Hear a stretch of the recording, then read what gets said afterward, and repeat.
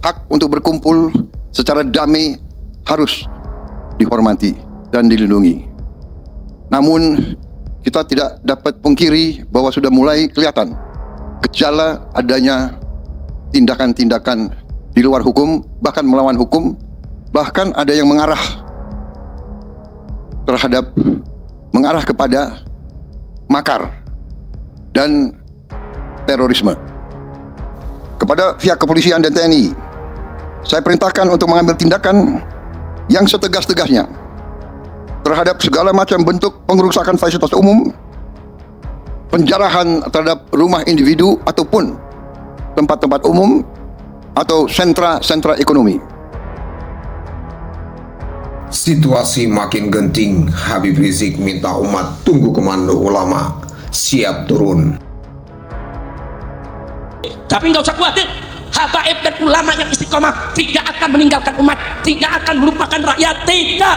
Para habaib ulama sekarang ini bukan diam, mereka terus mengawasi, mereka terus memonitor apa yang sedang terjadi, saudara. Pada saatnya, kalau memang negeri ini, saudara, sudah tidak bisa ditangani kecuali umat harus dorong, maka habaib dan ulama akan memberikan komandonya.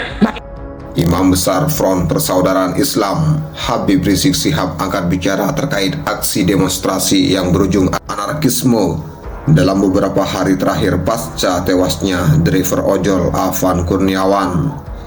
Ia mengimbau masyarakat untuk menahan diri dan tidak bergerak sebelum ada instruksi atau komando dari para ulama di tengah kondisi Indonesia yang semakin genting. Jangan bergerak melakukan apapun sebelum ada komando dari ulama.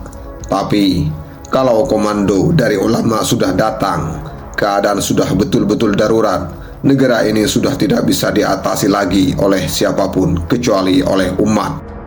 Hal itu disampaikan ulama kondang saat peringatan Maulid Nabi Muhammad dan Haul ke-15 Al-Habib Syekh bin Ali bin Soleh Al-Jufri di Jakarta Timur. Maka itu saya mau tanya, kalau dikomandokan oleh ulama siap turun, siap jaga Jakarta, siap jaga Indonesia, tanya Habib Rizik. Sebagai informasi, aksi massa semakin brutal khususnya dalam 2 hari terakhir. Tak hanya unjuk rasa, berbagai tindak anarkisme juga berlangsung di sejumlah wilayah di Indonesia, khususnya di Jakarta.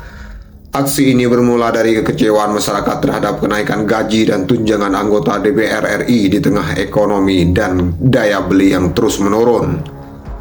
Sikap para wakil rakyat juga dinilai tak berempati, bahkan dinilai mengejek kondisi rakyat yang semakin terjepit ekonomi. Amarah masyarakat dan sejumlah elemen lainnya memuncak pasca tewasnya Afan Kurniawan yang ditabrak dan dilindas mobil rantis Brimob di wilayah Pejompongan, Jakarta Barat. Sementara itu, pimpinan pusat Muhammadiyah mengingatkan para elit politik, pejabat negara, anggota legislatif, dan para pengambil kebijakan untuk lebih sensitif terhadap aspirasi masyarakat dengan perilaku yang santun, kesederhanaan, dan kepedulian yang tinggi kepada masyarakat. Kami meminta para elit politik untuk lebih wawas diri, melakukan introspeksi, dan tidak melukai hati rakyat. Publik membutuhkan keteladanan para pemimpinnya, terutama para wakil rakyat yang telah diberikan mandat dengan tulus.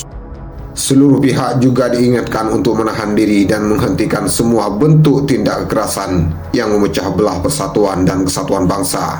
Semua pihak hendaknya mengutamakan kepentingan bangsa dan negara sebagai fondasi dan modal membangun Indonesia sebagai negara yang maju, berdaulat, martabat, adil, dan makmur. Aksi penjarahan rumah milik sejumlah pejabat negara terjadi secara beruntun sejak 30 hingga 31 Agustus dini hari. Pada saat yang sama, bentrokan antara massa dan aparat terus terjadi, termasuk yang berujung kematian mahasiswa di Yogyakarta.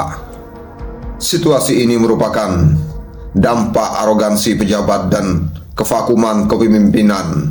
Menurut sejumlah pakar, mereka cemas situasi ini bisa berujung krisis yang pernah terjadi pada 1998. Dalam perkembangan terbaru, mahasiswa Universitas Amikom Yogyakarta bernama Reza Sendi Pratama kehilangan nyawa setelah bentrok dengan aparat di sekitar Polda DIY. Pria berumur 21 tahun itu tewas dalam keadaan babak belur, kata ayahnya Yoyon Surono. Saat pengambilan jenazah putranya di rumah sakit, Yoyon menuturkan dia harus menandatangani surat pernyataan yang pada intinya pernyataan bahwa pihak keluarga menerima kejadian tersebut sebagai murni musibah dan tidak akan menuntut kepada pihak manapun.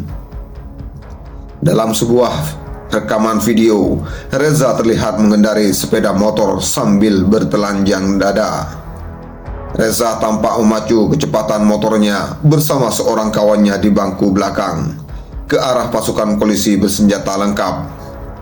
Motornya mogok lalu jatuh, ada gas air mata. Temannya yang berbonceng lari, tapi dia jatuh, ujar Ketua BEM Amikom Alvito Arfiansah.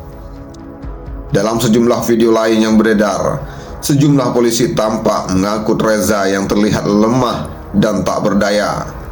Tak lama kemudian, Yoyon dan keluarga mendapat kabar tentang kondisi Reza yang telah dinyatakan meninggal. Mereka lantas mengambil jenazah Reza di rumah sakit Dr. Sardito.